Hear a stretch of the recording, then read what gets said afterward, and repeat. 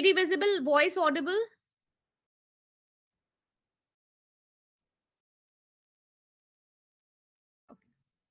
Thank you so much. So let's, without wasting any time,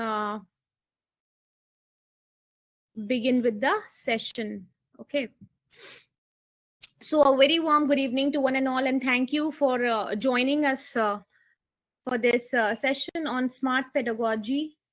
And please be active in the chat box so that I understand what is happening with the information I'm giving you all. So the topic for today's session is smart pedagogy. And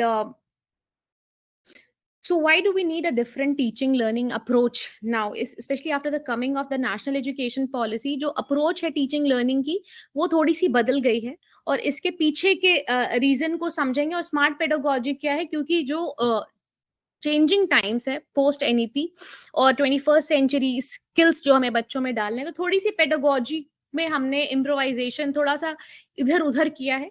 और ऐसा कुछ भी नहीं है जो हम लोग नहीं जानते हैं, सब हम लोग जानते हैं, बस एक ब्रशिंग अप और थोड़ा सा updation of the new information that has come up, ताकि आप लोग बिल्कुल अपडेटेड रहें। जो भी चीज एजुकेशन में हो रही है वो आप लोगों को बिल्कुल अच्छे से पता हो, इसलिए स्मार्ट पेडागोजी। पेडागोज तो हम लोग सब हैं, काफी साल से हैं, but how to become more smart.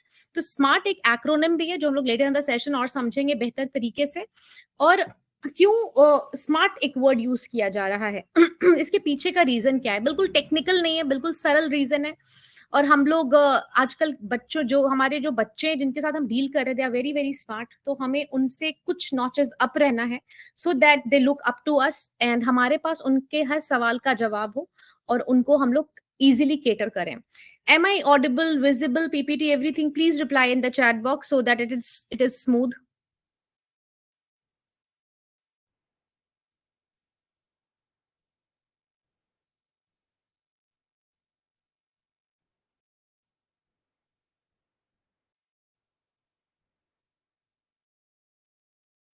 Just a second.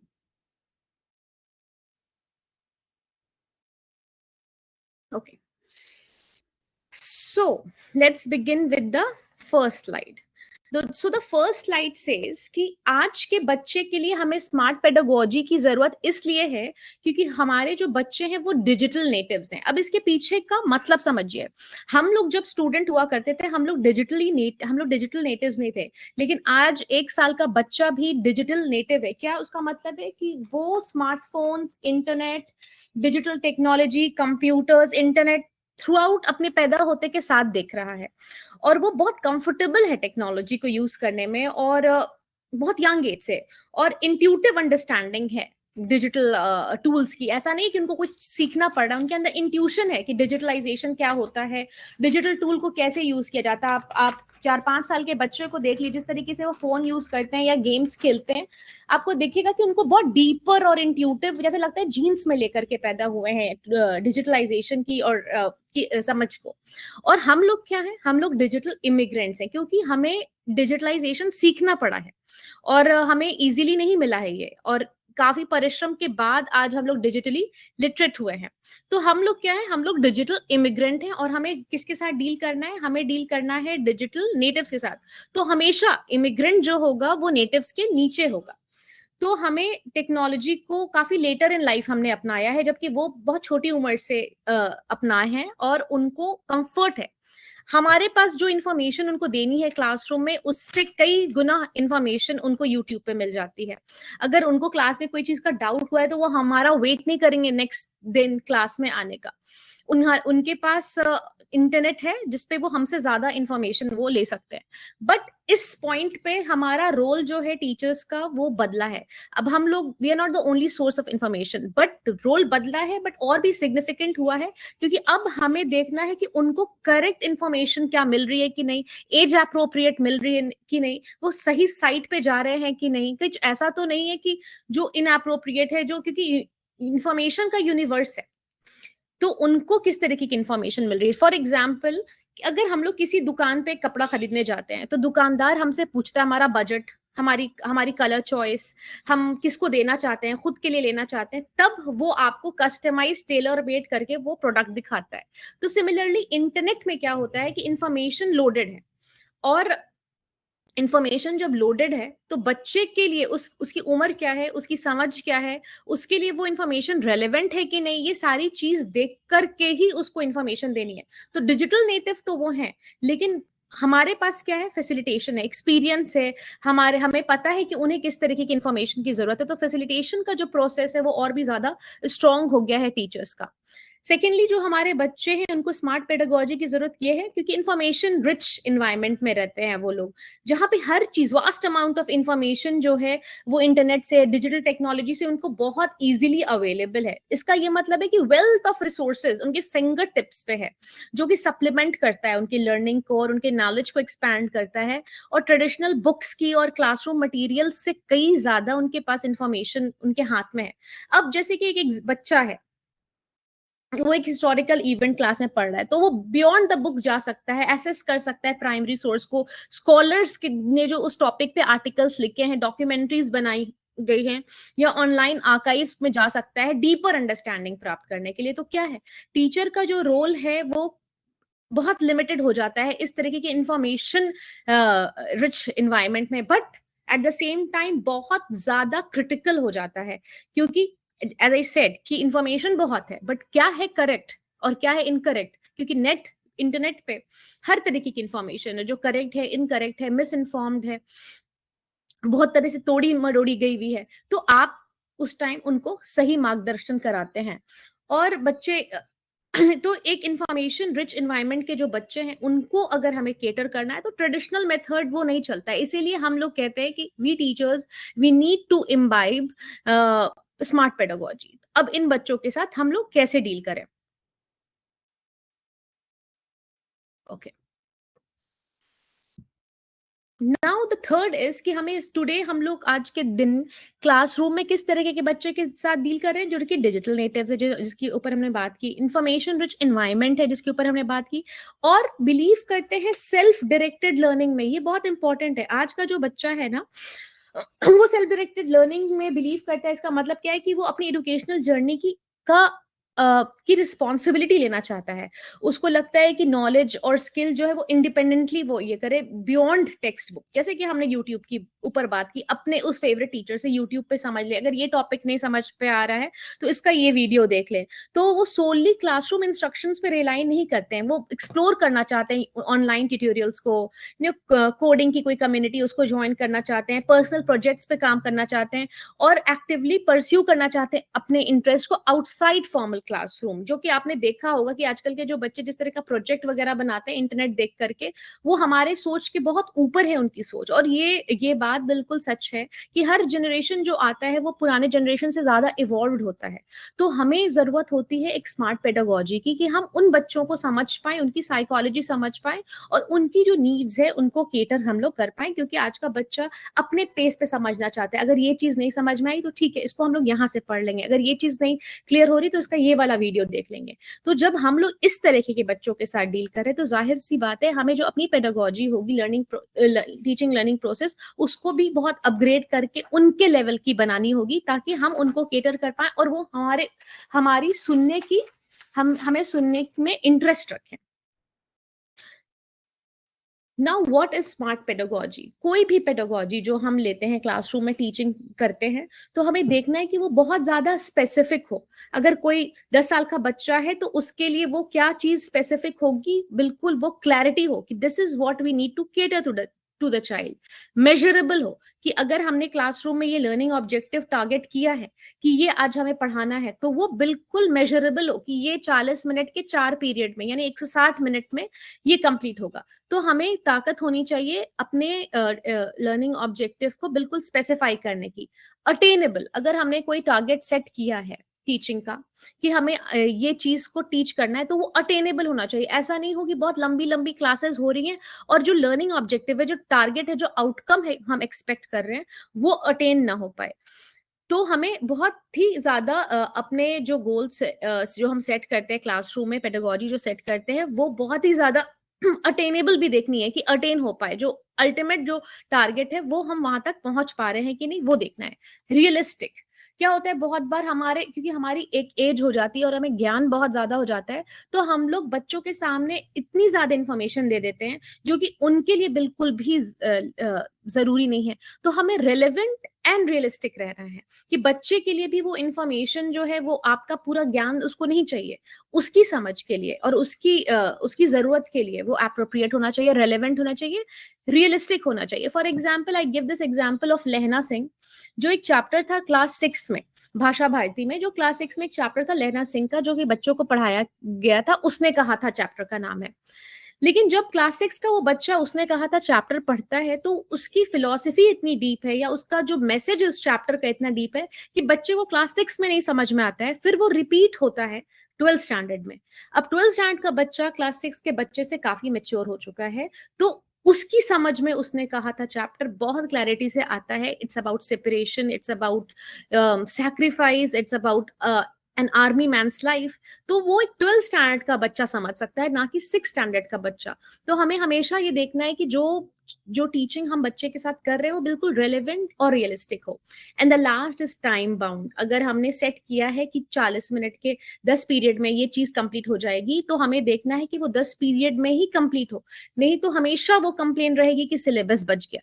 तो सिलेबस बचना हम तभी बचता है जब हम लोग प्रॉपर प्लानिंग नहीं करते हैं अपने पेडागोजी की। सो वी हैव टू सी कि अगर हमने कोई चीज को प्लान की है तो वो बिल्कुल टाइम बाउंड हो और उसी टाइम में वो खत्म हो जाए।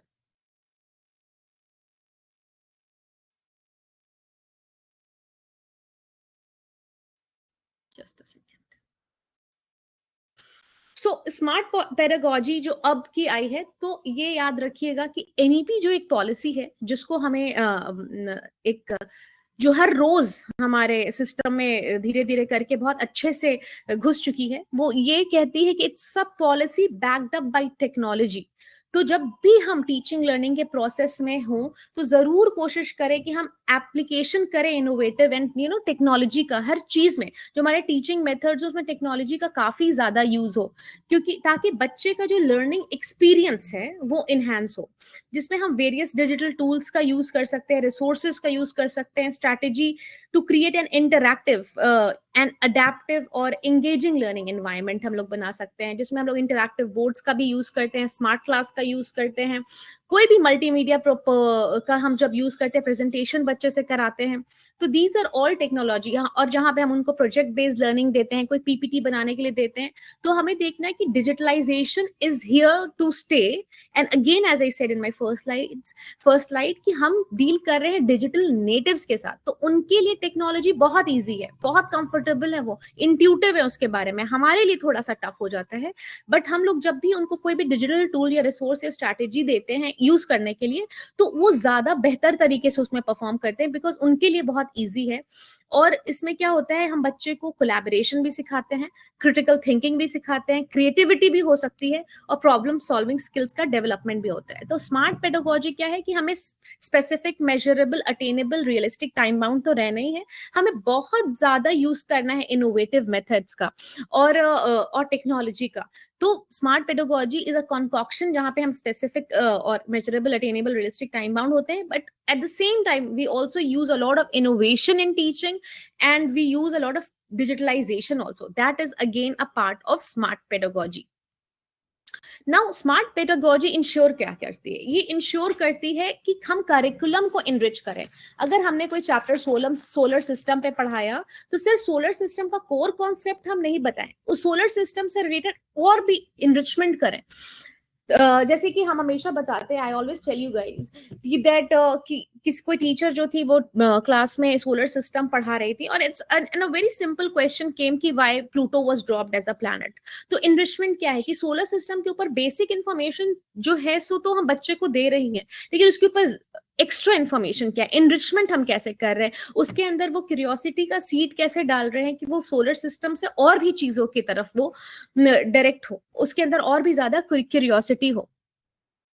So enrichment of the curriculum, we have to do enrichment of the curriculum to ensure कि children का overall development हो with competency that will make them future ready, rather than remaining text book centre. हमने class में ऐसे पढ़ाना है किसी chapter को कि वो घर जाके उसके ऊपर रिसर्च करे, थोड़ा सा उसके ऊपर वो डीपर डेल्व करे, क्योंकि हमारे पास टाइम लिमिटेड है क्लासरूम में, बट हमें उनको ऐसा बनाना है कि वो उसके ऊपर और भी मंथन करे, उसका स्कोप रियल लाइफ में कहाँ है, because we don't have to prepare kids only for the examination, we have to make them future ready. और उनको बिल्कुल भी टेक्स्ट बुक सेंटर्ड नहीं रहना है, टेक्स्ट बुक में बेसिक इंफॉर्मेशन उनको देनी है, उस कोर कॉन्सेप्ट को डिकोड करना है, और उनके अंदर वो सीड डालना है कि वो उस वहां से और भी चीजों तक वो पहुंचे।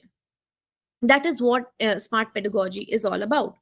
अगेन, टेक्नोलॉजी का इंटीग्रेशन हमेशा आएगा। Whenever we will talk कि क्या चेंजेस आया है टीचिंग मेथड में, हमारी टीचिंग में क्या चेंज आया है पोस्ट एनईपी, सबसे पहला जो पॉइंट आएगा वो है टेक्नोलॉजिकल इंटीग्रेशन। क्या इंटरैक्टिव व्हाइट बोर्ड्स बहुत कॉमन हो गए हैं, मल्टीमीडिया प्रेजेंटेशन बहुत होने लगा है, हर स्कूल में जो सीबीएसई एफिलिएटेड है मोस्टली में एजुकेशनल सॉफ्टवेयर यूज होने लगे हैं, जैसे कि आप रिपोर्ट कार्ड बनाते होंगे, अटेंडेंस लेते हैं। सो एजुकेशनल सॉफ्टवेयर जहाँ पे lot of material is given in the smart class, कि आपको खुद से जाके कुछ नहीं करना है, बस उस टॉपिक से रिलेटेड हर तरीके का मटेरियल है जो क्लिक ऑफ द बटन पे आपको वो एज अप्रोप्रिएट इंफॉर्मेशन देता है।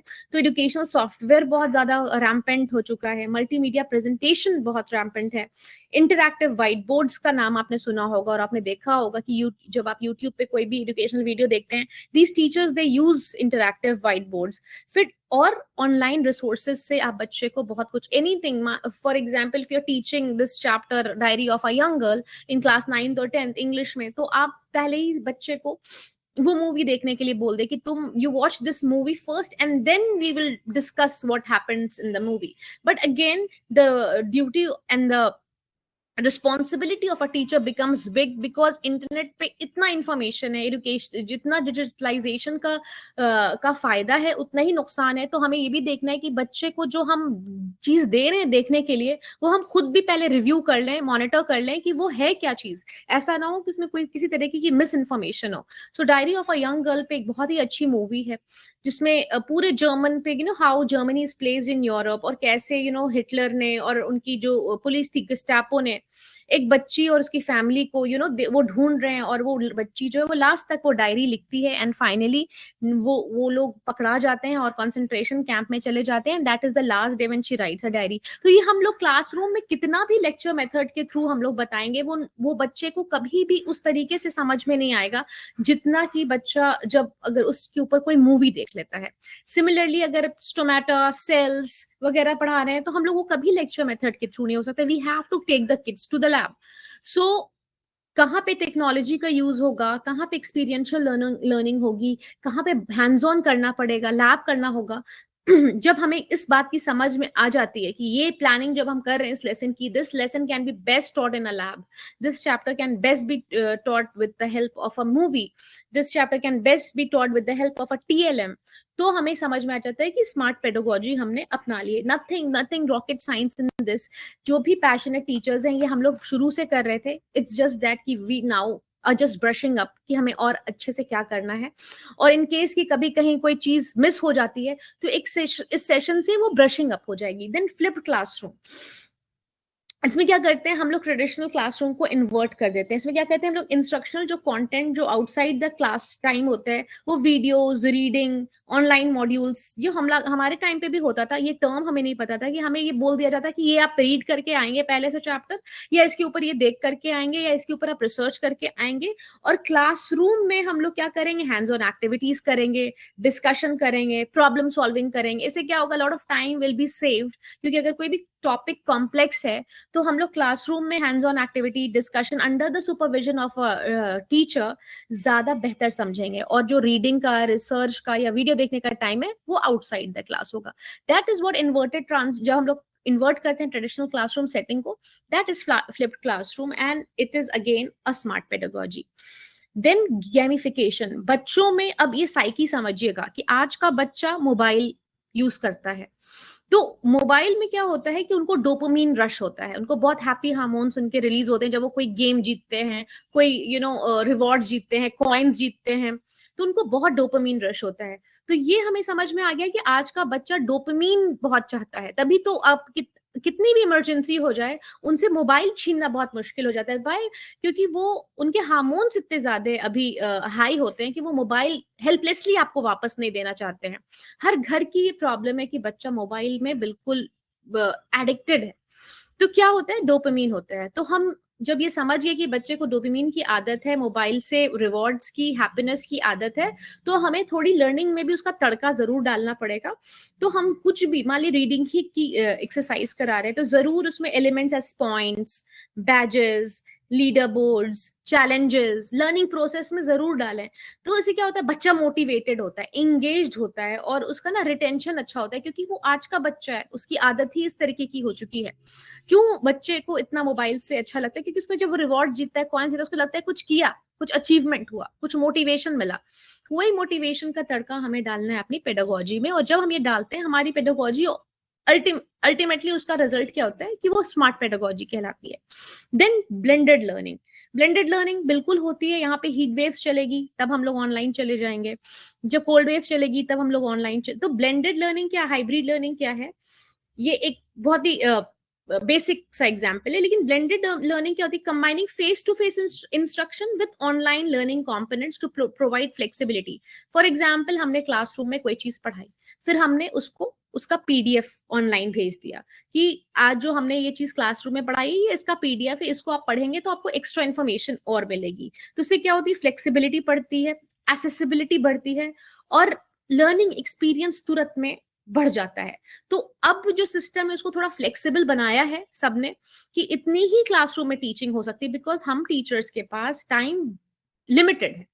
तो हम उसको ब्लेंडेड लर्निंग में क्या करते हैं, अपने आप को हम लोग एक्सपैंड कर सकते हैं कि इतनी इन्फॉर्मेशन तो आपको क्लास में दे दी, बट ये सारी इन्फॉर्मेशन जो है आपको डिजिटल टूल के थ्रू मिलेगी। तो हमने डिजिटलाइजेशन का भी यूज किया और बच्चे के होराइजन को भी वाइडन किया। देन एक स्मार्ट पेडागोजी तो सबसे जो ज्यादा जरूरी है कि वो आपको रोट लर्निंग मेथड से हटा दे, क्योंकि रोट लर्निंग मेथड ने तो बहुत ज्यादा नुकसान किया है। Just a second.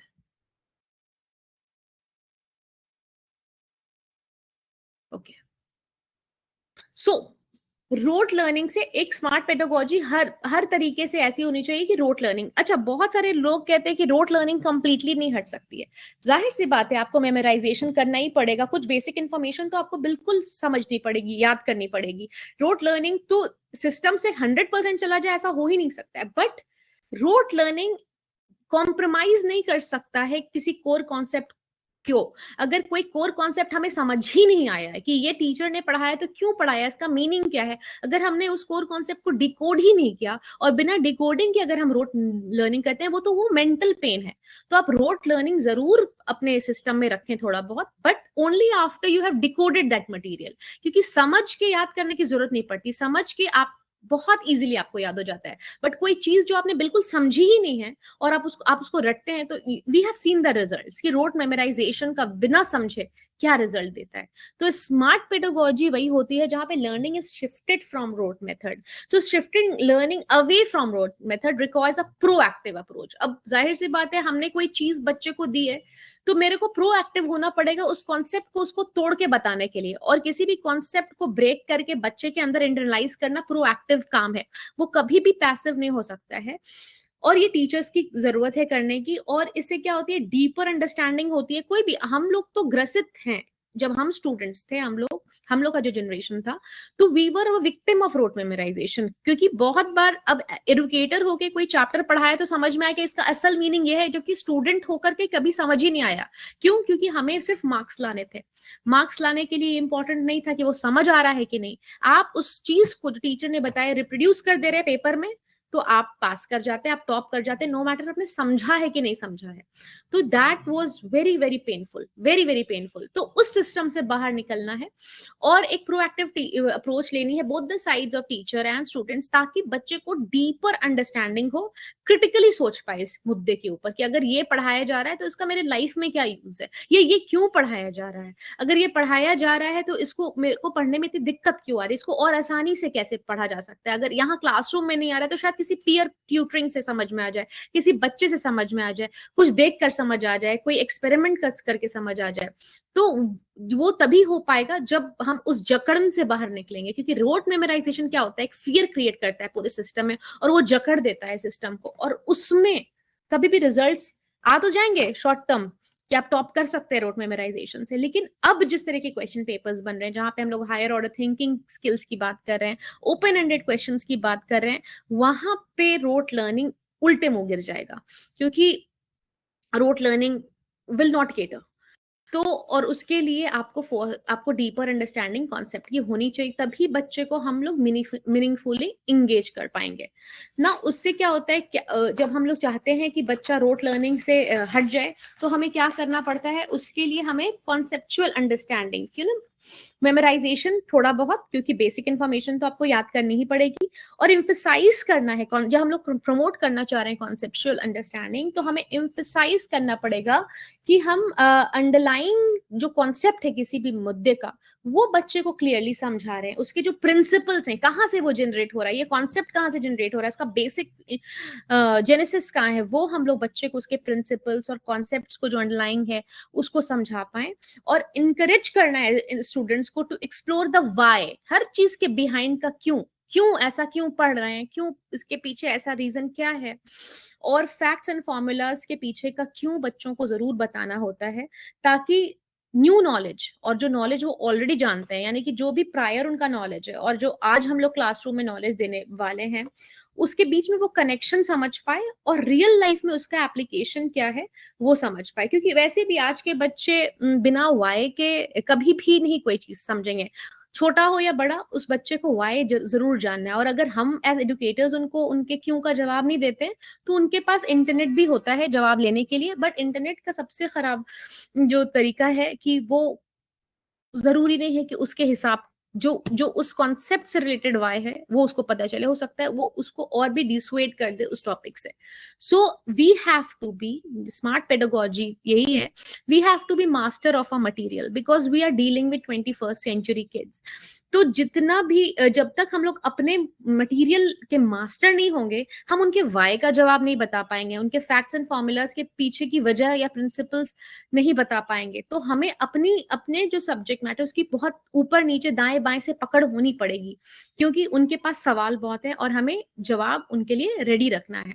बहुत क्लास 1 के एक बच्चे ने अभी एक सवाल पूछा कि माउंटेन्स जो होते हैं उनके ऊपर स्नो होती है, लेकिन स्नो, वो जो पीक होती है माउंटेन की, वो तो सूरज से बहुत पास होती है, तो जब सूरज से पास होती है तो माउंटेन का वो ऊपर वाला स्नो पिघलता क्यों नहीं है।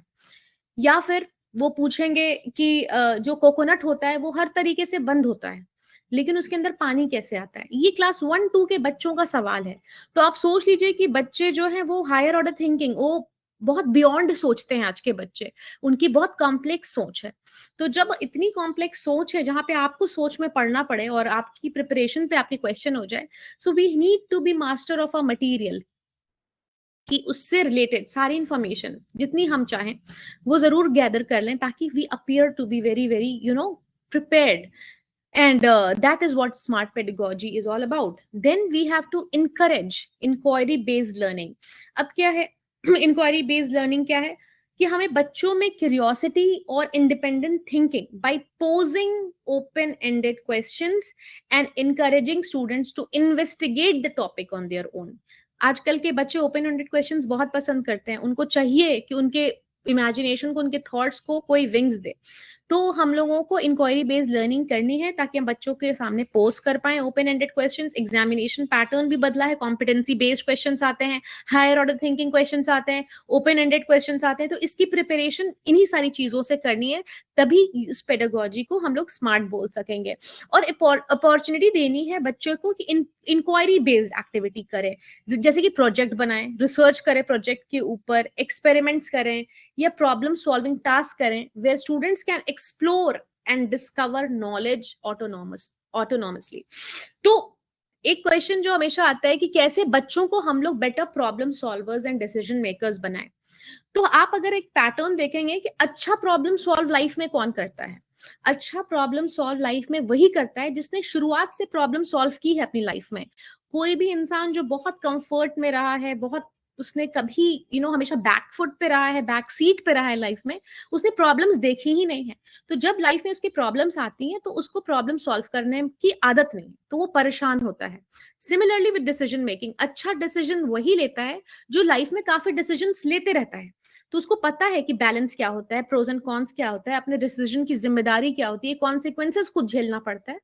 तो यही एनईपी कह रहा है कि अगर हमें बच्चे को अच्छा प्रॉब्लम सॉल्वर और डिसीजन मेकर लाइफ में बनाना है, जब वो बड़ा हो जाए, बेहतर डिसीजंस ले अपने लिए, कंट्री के लिए, तो उसको प्रॉब्लम सॉल्विंग और डिसीजन मेकिंग की आदत छोटे क्लासेस में ही डालनी पड़ेगी। क्योंकि वो अचानक से कोई प्रॉब्लम नहीं सॉल्व कर सकता है, उसकी प्रिपरेशन होती है। कोई कम्युनिकेटर एक दिन में कम्युनिकेटर नहीं बन जाता है, उसकी प्रिपरेशन होती है। तो वो छोटी छोटी प्रिपरेशन हम ओपन एंडेड क्वेश्चंस करके, हायर ऑर्डर थिंकिंग करा के, उसको डिलेमास वाले क्वेश्चंस देके, उसकी रिसर्च करा के, उसको हम लोग better problem solver, decision makers classroom में बनाए। That is what smart pedagogy is. Now active learning techniques. तो एक्टिव लर्निंग क्या होता है, बार बार हम लोग ये टर्म सुनते हैं, बहुत ही सिंपल है। जहां पे हम कम बोले, एडुकेटर्स कम बोले, बच्चा ज्यादा बोले, और हम लोग जो है वो फैसिलिटेटर का काम करें। हम लोग सिर्फ एक ऐसा स्पार्क डाल दें कि वो आग किंडल कर जाए और बच्चा खुद से करे। तो वो कैसे हो सकता है? हमने एक टॉपिक दे दिया, ग्रुप डिस्कशन बना दिया। बच्चा ग्रुप डिस्कशन में जाहिर सी बात है अपने दोस्तों के साथ बोलेगा, उसके ऊपर मंथन करेगा, अपने व्यूज देगा। डिबेट्स, आप देखते हैं बच्चे डिबेट्स में कितना बढ़िया परफॉर्म करते हैं। तो उसमें टीचर क्या होता है, पैसिव रोल ले लेते हैं, बस फैसिलिटेटर का काम करते हैं। तो एक्टिव लर्निंग स्मार्ट पेडागोजी में जरूर डालिएगा। ये these are ideally all the conditions की स्मार्ट पेडागोजी क्या होती है एब्सोल्यूट टर्म्स में। कुछ भी वॉट एवर 10% भी अगर आप डाल लेते हैं अपने सिस्टम में, तो बहुत ज्यादा इससे फर्क नजर आता है। सो डिबेट, केस स्टडीज डालें, हैंड्स ऑन एक्टिविटीज जरूर डालें। कोई भी चीज बच्चा जब तक करके नहीं देखता है, सीखता नहीं है। जहां वो उस चीज को वो कर लेता है, हाथ से अपने करके देख लेता है कि इसका प्रोज एंड कॉन्स क्या है, वो उसके लिए तुरंत इंटरनलाइज हो जाती है। तो उससे क्या होता है, बच्चा एक तो बहुत ज्यादा इंगेज होता है। ऐसा नहीं होता कि बोरियत उसको नहीं हो रही होती है, वो इंगेज होता है इस प्रोसेस में।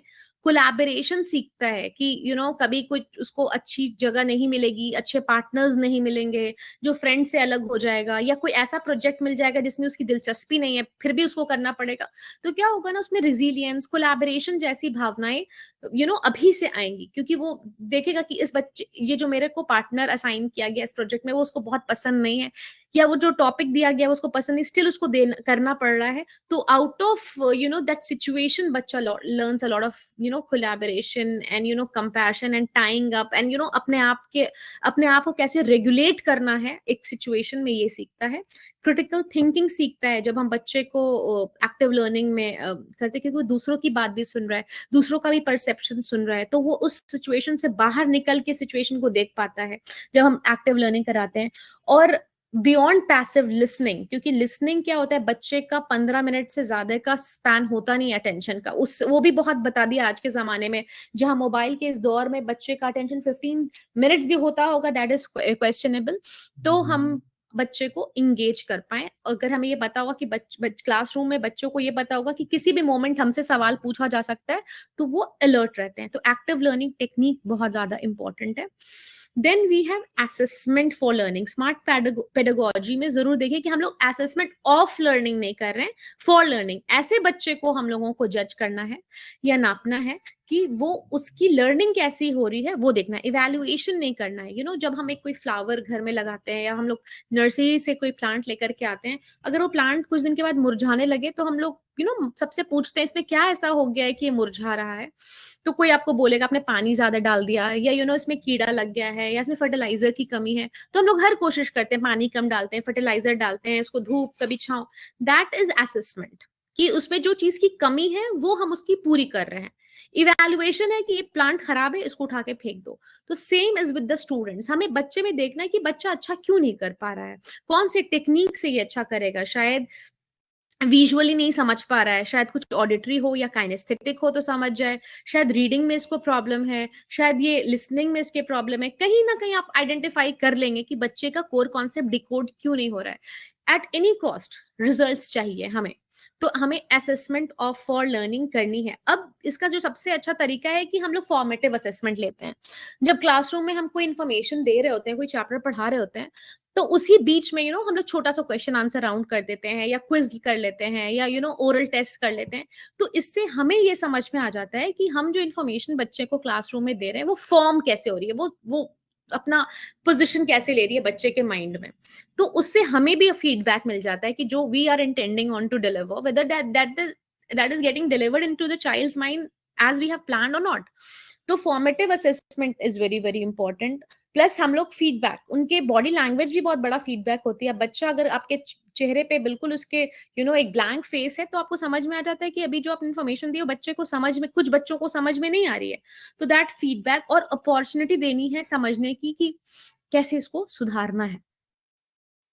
और ज्यादा ट्रेडिशनल जो समेटिव एग्जामिनेशन होते हैं या रिटन एग्जामिनेशन है, उससे ज्यादा हमें projects, portfolios and peer evaluation करने से ज्यादा बेहतर आज के बच्चों का रिजल्ट आता है, क्योंकि बच्चे को ना डीपर अंडरस्टैंडिंग होती है। फिर वो एप्लीकेशन फ्रेंड्स का देख करके वो बहुत सारी चीज में नकल करते हैं और उनकी स्किल्स ज्यादा बेहतर एनहांस होती है।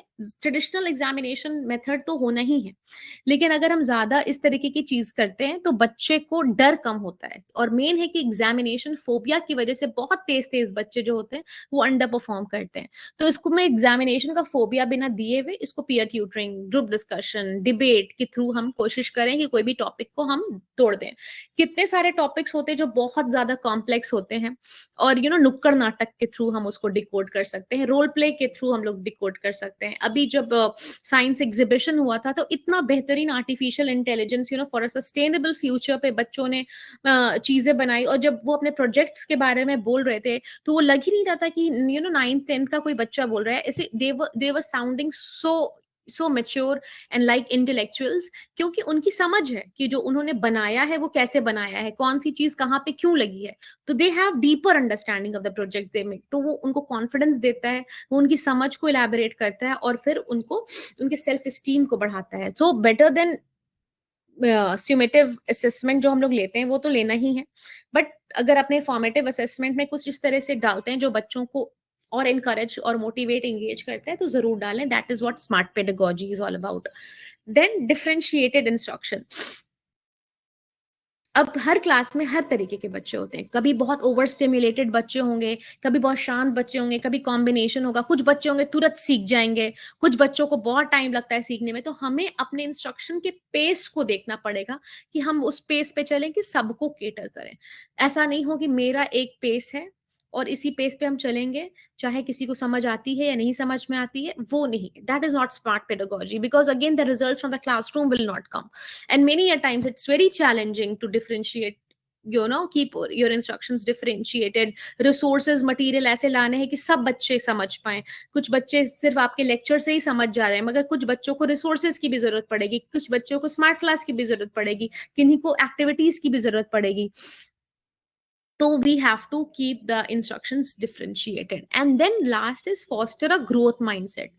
Cultivate a classroom culture that values effort and resilience more than anything else. हम ये देखें कि बच्चे ने पिछली दफा खराब किया था, इस बार उसने एफर्ट लगाया है, या अगर पिछली दफा बहुत अच्छा किया था इस बार खराब किया, तो रिजिलियंस भी है उसके अंदर।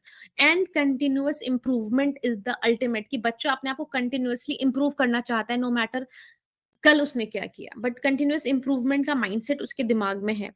और इनकरेज करना है स्टूडेंट को कि वो इम्ब्रेस करें चैलेंजेस को, लर्न करें अपने मिस्टेक्स से, और परसिस्ट करें in the face of obstacle. सबसे इंपॉर्टेंट जो पेडागोजी है, क्योंकि कोर कॉन्सेप्ट अगर बच्चा क्लासरूम में बैठा है वो समझ जाएगा, मार्क्स वो ले आएगा, लेकिन स्मार्ट पेडागोजी है कि बच्चा अपने मिस्टेक से लर्न करे, कंटिन्यूअस इंप्रूवमेंट करे, ऑब्स्टेकल्स को रेजिस्ट करना जाने, परसिस्ट करना जाने। और हम जब बच्चों के अंदर ग्रोथ माइंडसेट प्रमोट कर देते हैं तो बच्चा मोटिवेटेड रहता है, इंगेज होना चाहता है meaningful learning experiences rather than simply striving for memorisation. तो ये सारी जो चीजें हैं माइंडसेट की, क्योंकि आज के डेट में mindset is everything, so we have to ensure कि they have a growth mindset and they don't have a fix mindset कि मार्क्स नहीं आया तो एंड ऑफ द वर्ल्ड हो गया। उस चीज से बाहर निकलना है। एक स्टडी आई थी, I don't remember the name of that medical college, जिन्होंने बोला कि इंडियन बच्चों में को हम लोग सेलिब्रेट करना सिखा देते हैं सक्सेस को, they are trained to only celebrate success, but failures को हैंडल करना भी बहुत ज्यादा जरूरी है सिखाना, क्योंकि जहां उन वो अपने एक्सपेक्टेशन से नीचे हो जाते हैं, उनको टैकल करने की ताकत नहीं है, और फेलियर जो है वो सक्सेस का ही पार्ट है। ये बताना बच्चे को बहुत जरूरी है। जब हम लोग ये सारी चीजें बच्चे को बताते हैं, तो then the pedagogy automatically becomes smart.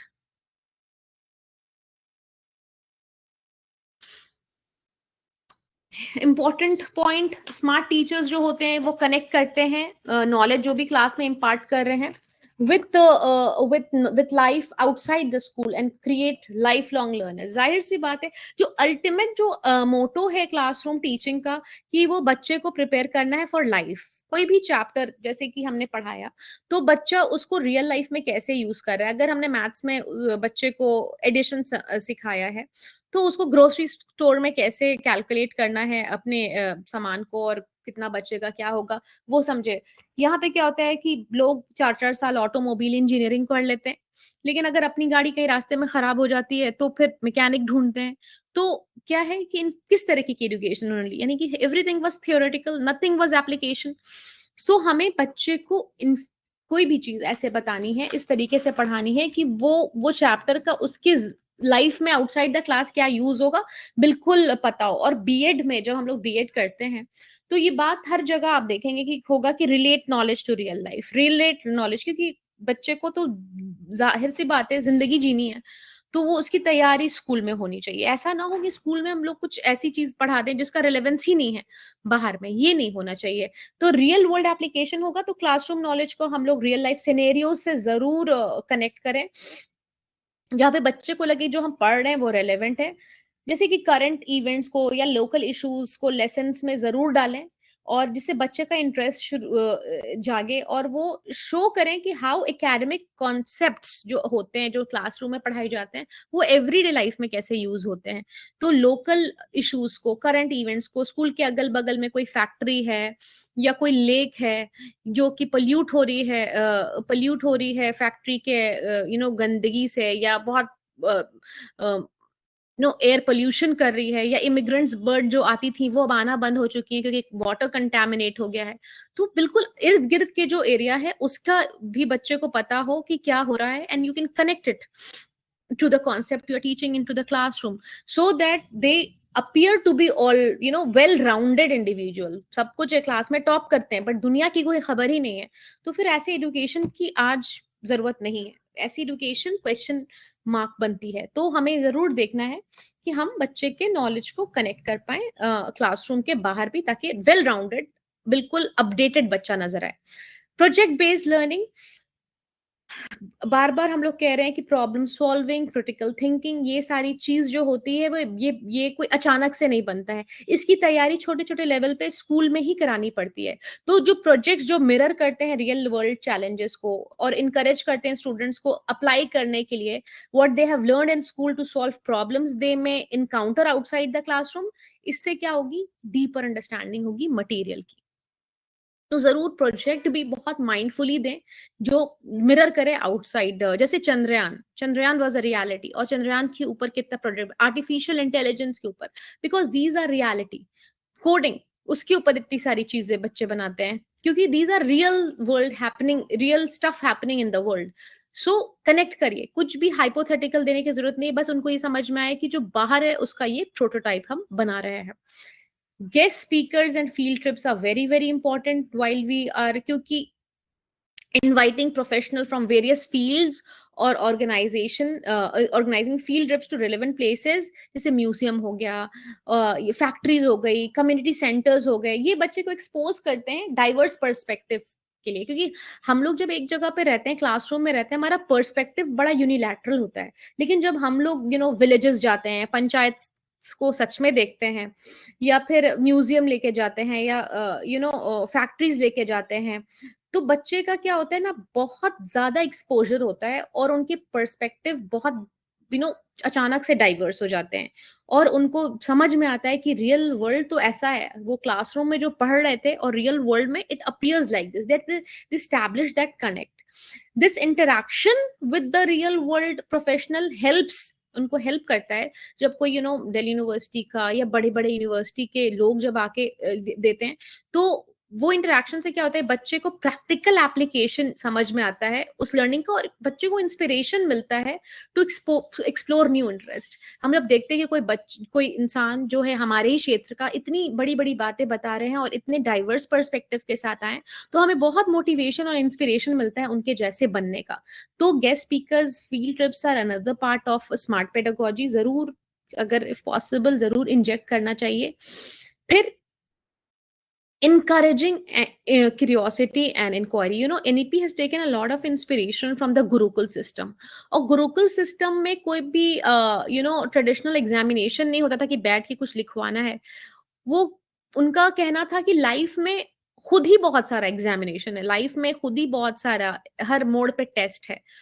तो ऑब्जर्वेशन, क्यूरियोसिटी, इंक्वायरी, ये सारी चीज अगर बच्चे में आ जाती है, कोलैबोरेशन, एम्पैथी, तो एकेडमिक एक्सेलेंस जो है ना वो बाय प्रोडक्ट बन जाता है। तो एक क्लासरूम में ऐसा कल्चर हमें डालना है जहां पे क्वेश्चनिंग हो रही हो, बच्चा क्वेश्चंस करे कि इसके बाद क्या, इसके बाद क्या, ये क्यों हुआ, ताकि वो एक जगह ना रुके, वो एक से दूसरे जगह, दूसरे से तीसरी जगह जाए और उसका होराइजन वाइडन करे। तो एक प्रमोट करना होगा क्लासरूम एनवायरनमेंट जहाँ पे क्वेश्चनिंग हो, एक्सप्लोर करने की भी जगह हो बच्चे के लिए, और इंडिपेंडेंट रिसर्च कर पाए बच्चा। और by allowing students to pursue their interest and curiosity, कभी कभी बच्चों को हम लोगों को ऑटोनॉमी देनी पड़ती है कि अच्छा ठीक है, तुम्हें इस टॉपिक पे बनाने का मन नहीं है, तो 5 ही टॉपिक है, इनमें से तुम कोई एक चुन लो। तो क्या होता है, उससे उनके इंटरेस्ट के हिसाब से जब वो करते हैं, जब उनको लगता है कि हमें जिम्मेदारी दी गई है और हमें ओनरशिप दी गई है, तो उनकी अंडरस्टैंडिंग और भी बेहतर होती है और वो बेहतर इंफॉर्मेशन सीख करते हैं, इवेल्युएट करते हैं सोर्सेस को, और क्रिटिकल सोच पाते हैं, क्योंकि अभी उनको ऑटोनॉमी मिली है अपने पसंद से चीजों को करने की। फिर है रिफ्लेक्शन एंड असेसमेंट। हमें अपॉर्चुनिटी रेगुलरली देनी होगी स्टूडेंट्स को कि वो अपने लर्निंग एक्सपीरियंसेस और जो गोल्स हैं उनको वो सेट कर पाए, ये रिफ्लेक्शन उनका होना चाहिए। And by encouraging self assessment and reflection, metacognitive skills बच्चे में डेवलप होता है। क्या होता है कि हम बहुत बार क्या होता है, अगर आप क्वेश्चन बच्चे का देखेंगे आंसर शीट, तो आप देखेंगे कि बहुत छोटी छोटी बात से उन्होंने केयरलेस मिस्टेक की है, शायद उन्होंने पेपर को 2 बार एक रिवाइज नहीं किया है, या क्वेश्चन को उन्होंने आधा पढ़ के ही आंसर लिखना शुरू कर दिया है। तो जब बच्चे को आप रिफ्लेक्शन का टाइम, आप या फिर अगर कोई स्टेप्स में लिखना है, तो देखेंगे कि आप स्टेप के 1 के बाद स्टेप 3 लिख दिया, स्टेप 2, तो just because of very careless mistakes या जस्ट बाय ओवरलुकिंग उनका गड़बड़ हुआ। तो वो मेटा क्रिटिसिज्म का स्किल तभी आएगा जब हम उनको रिफ्लेक्शन का टाइम देते हैं। We give them their answer sheets and we ask them कि रिफ्लेक्ट करो कि तुम कहाँ गड़बड़ हुए। उससे क्या होता है कि वो सेल्फ असेसमेंट होता है और उनको एम्पावर करता है to take the ownership of their education and learning process. जब हम बच्चे को ये दायित्व देते हैं कि तुम बताओ कि तुम्हारे आंसर शीट में कहाँ गलती हुई और कहाँ तुम चूक रहे हो, तो वो बेहतर तरीका होता है सेल्फ असेसमेंट का, और उनको समझ में आता है कि where did we go wrong, next time they will be, and obviously with our assistance if the kids are young, तो उससे रिजल्ट्स अच्छे आते हैं। These are all points of smart pedagogy. जो भी whatever suits your your classroom, जरूर उसको inject करने की कोशिश कीजिएगा। ये दिस इज एब्सोल्यूट, हो नहीं सकता है कोई भी चीज, बट थोड़ी थोड़ी चीज अगर हम लोग यहाँ से बिट ले सकते हैं, देन गुड।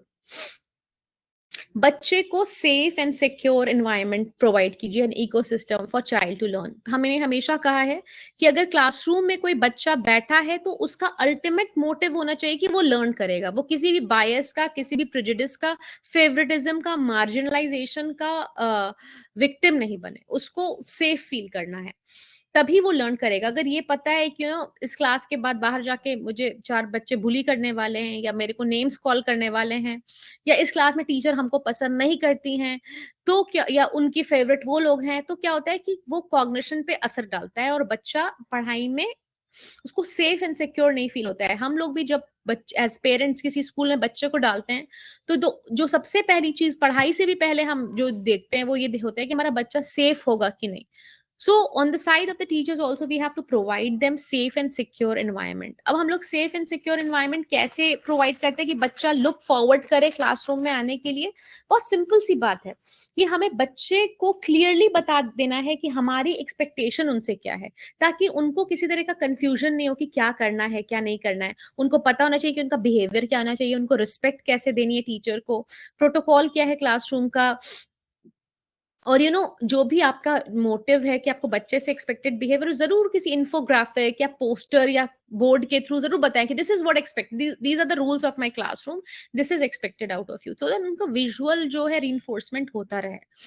और फिर you can implement buddy system. This is a very new system but this works, जहां पे ना बच्चे को एक फ्रेंड के साथ बिठा देते हैं ताकि वो क्लासरूम में ना अकेला ना फील करे. या अगर कोई बहुत स्टिमुलेटेड बच्चा है तो उसको थोड़ा सा अंडर स्टिमुलेटेड बच्चे के साथ, या बहुत ब्राइट बच्चा है तो उसको थोड़े से नॉट सो ब्राइट बच्चे के साथ. तो क्या होता है, या फिर बहुत शाई बच्चा है तो उसको थोड़ा एक्सट्रोवर्ट बच्चे के साथ. तो वो बैलेंस हो जाता है और उनके लिए सपोर्ट हो जाता है. जैसे कि आपने ये मूवी देखी होगी तारे जमीन पे, जैसे वो जो दर्शील सफारी है उसका एक फ्रेंड होता है जो कि हैंडीकैप होता है और बिल्कुल उसको संभाल लेता है, उसकी हर चीज को मेच्योरिटी के साथ संभालता है. तो पीयर बड़ी सिस्टम जो होता है वो बहुत इजी करता है प्रोसेस को, क्योंकि बच्चे को फिर अकेला फील नहीं होता है, वो सेफ फील करता है. If not the teacher understands, my buddy will understand. तो वो बैलेंस जरूर कीजिए कि किस तरह के बच्चे किस तरह के, और ये as teachers we always do, but ये हेल्प करता है, ये इंपॉर्टेंट है बताना. Then designate safe spaces. एक अगर बच्चे को बहुत ओवरवेलमिंग लगता है या एंशियस लगता है तो एक रीडिंग कॉर्नर होना चाहिए, या कोई ऐसी जगह होना चाहिए जहाँ पे बच्चे को लगे कि कोई ऐसी जो एनिमेटेड सी जगह है जहाँ पे बच्चे को लगे कि यहाँ पे अगर हम यहाँ पे बैठे हैं तो आई फील सेफ. कुछ भी वो सेफ स्पेस हो सकता है. तो वो एक डेजिग्नेट करते हैं सेफ स्पेस को, जहाँ पे अगर बच्चे की तबीयत अच्छी नहीं लग रही है, जैसे हम बहुत सारे स्कूल्स में सिक रूम होता है, तो जरूर बच्चे को बताइए कि अगर आपको अच्छा फील नहीं हो रहा है you can go to this place. तो ये बच्चे को पता होगा कि ऐसा नहीं होगा कि अगर ओवरवेल्म्ड होंगे तो I will be left alone और वहीं पे सफर करना पड़ेगा. दे विल नो कि अच्छा if I don't feel well I can go to the sick room. So these safe places are very important कि बच्चे को साइकोलॉजिकल एक कंफर्ट रहे कि अगर अच्छा नहीं लगा, पैल्पिटेशन हुई, एंजाइटी हुई या फील अच्छा नहीं किया, तो there is something where we can go. Then promote open communication. Very very important I think कि कम्युनिकेशन तो स्मार्ट पेडागोजी पे नंबर 1 होना चाहिए, जहां पे टीचर स्टूडेंट के बीच में बहुत ओपन कम्युनिकेशन होता है. ओपन कम्युनिकेशन का मतलब है कि कहीं से भी फ्रेंडली नहीं होना, वो सीमा हमेशा होगी टीचर एंड स्टूडेंट की.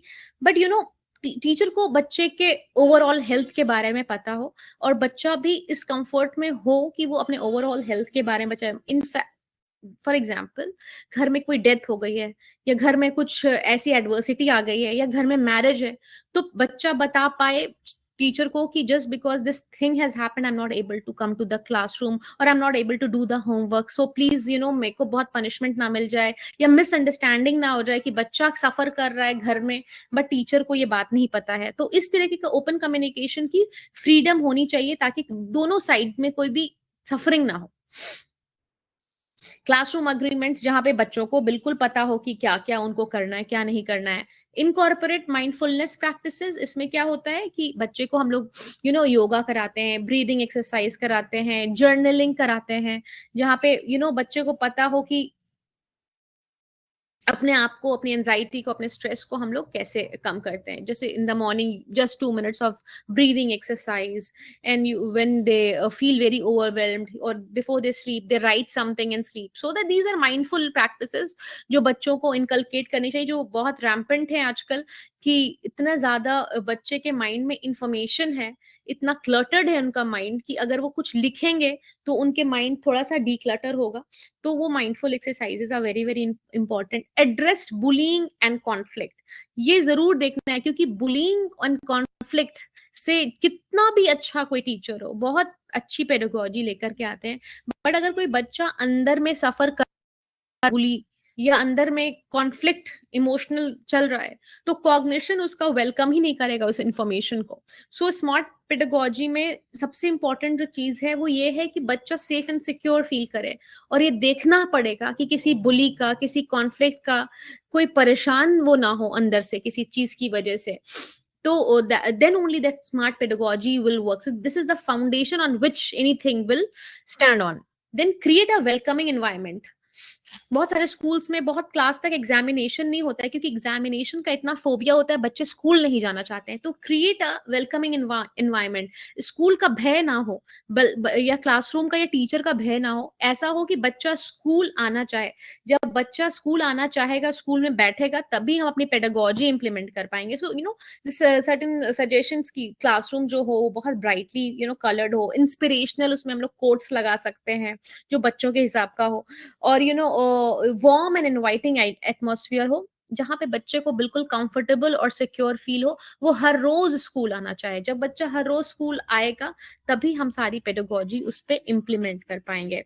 इमरजेंसी प्रोसीजर बच्चे को पता होना चाहिए, जैसे फायर ड्रिल्स, लॉकडाउन ड्रिल्स, और ये सब प्रैक्टिस जरूर करनी चाहिए कि इन केस की कोई अर्थक्वेक आ जाता है या फायर ब्रेकआउट हो जाती है, तो उस सिचुएशन में क्या हमें करना है.